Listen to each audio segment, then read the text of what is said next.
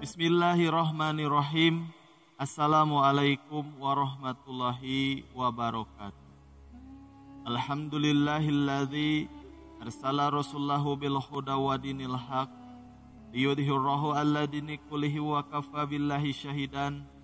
Asyhadu an la ilaha illallah wahdahu la syarikalah wa asyhadu anna Muhammadan abduhu wa rasuluh la nabiyya ba'da. Allahumma shalli ala Muhammad wa ala ali Muhammad amma ba'd. Para sahabat pecinta amal soleh yang dimuliakan Allah Subhanahu wa ta'ala, alhamdulillah kita masih bisa dipertemukan lagi di channel kesayangan kita ini. Semoga dengan menonton video ini keimanan kita kepada Allah semakin meningkat. Amin ya Allah ya Rabbal alamin. Para sahabat rahasia qalbu rahimakumullah, hidup di dunia hanya sebentar.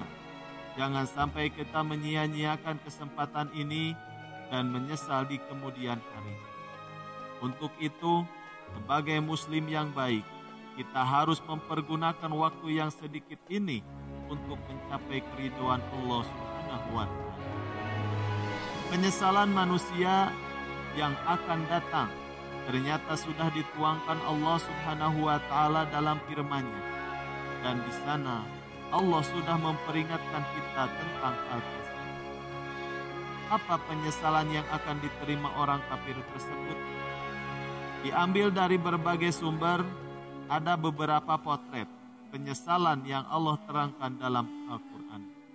Di antaranya yang pertama, penyesalan orang kafir kenapa dahulu tidak menjadi muslim. Di akhirat kelak, penyesalan terbesar orang kafir adalah mereka sangat menyesal kenapa dulu semasa hidup mereka tidak menjadi orang muslim dan mengikuti Nabi Muhammad SAW. Dan mereka sangat ingin kembali lagi ke dunia dan ingin menjadi seorang muslim yang taat. Rubbama yawadul ladzina kafaru lau kanu muslimin. Orang kafir itu kadang-kadang nanti di akhirat menginginkan sekiranya mereka dahulu di dunia menjadi orang muslim. Quran surat Al-Hijr ayat 2. Allah Subhanahu wa ta'ala kembali menegaskan, dan seandainya engkau Muhammad melihat ketika mereka dihadapkan ke neraka, mereka berkata, seandainya kami dikembalikan ke dunia, tentu kami tidak akan mendustakan ayat-ayat Rabb kami, serta menjadi orang-orang yang beriman. Quran surat Al-An'am ayat 27. Inna dinna indallahi Islam. Sesungguhnya agama di sisi Allah ialah Islam. Quran surat Ali Imran ayat 9. Wa may yattaqi ghairal Islam innahu fala yuqbala min huwa fil akhirati minal khasirin. Dan barang siapa mencari agama selain Islam, dia tidak akan diterima dan di akhirat dia termasuk orang yang rugi.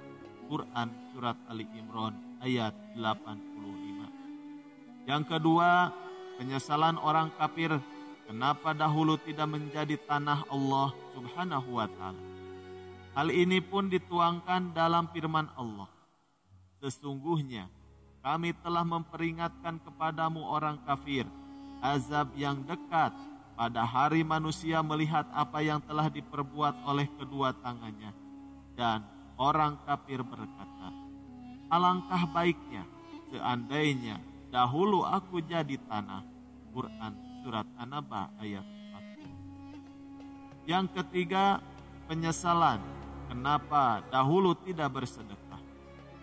Dalam surat Al-Munafikun ayat ke-10, Allah memberi perintah kepada kita, dan impakkanlah sebagian dari apa yang telah kami berikan kepadamu, sebelum kematian datang kepadamu.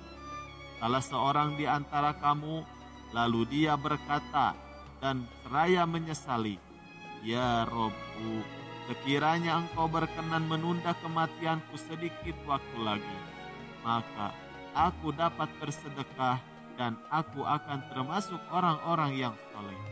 Quran Surat Al-Munafikun ayat 10. Yang keempat, penyesalan orang kafir kenapa dahulu tidak beramal soleh.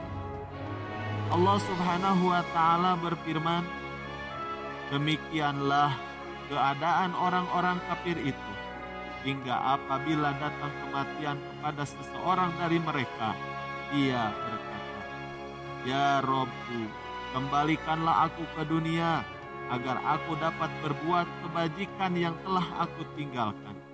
Sesungguhnya itu adalah dalih yang diucapkannya saja, dan di hadapan mereka ada barzah sampai pada hari mereka dibangkitkan.